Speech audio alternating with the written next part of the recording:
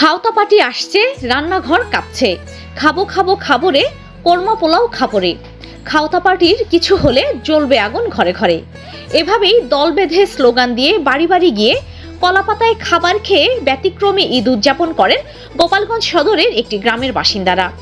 প্রায় 200 বছর ধরে ব্যতিক্রমী ঈদ উদযাপন করে আসছেন গোপালগঞ্জের ওই গ্রামটির প্রায় 3 শতাধিক পরিবার। 200-250 বছর আগে আমাদের ফোরফাদার যারা ওটা ইমপ্লিমেন্ট করে আসতেছে, সেভাবে এটা চলতে আসতেছে। এত মিলমিশ আমাদের ভিতর, এত আন্তরিকতা, ধনী গরিব সবাই নির্বিশেষে ভেদাভেদ ভুলে আমরা একসঙ্গে কলার পাতায় খাইতে পারি। এবং যারা বিদেশে অবস্থান করে তারাও এই ঈদকে সামনে করে চলে আসে এই ঈদের সময়টায় এইভাবে আনন্দ উদযাপন করতে। ঈদের নামাজ শেষে দল বেঁধে স্লোগান দিয়ে গ্রামের প্রতিটি বাড়ি বাড়ি গিয়ে কলাপাতায় খাবার খেয়ে ঈদ উদযাপন করেন তারা।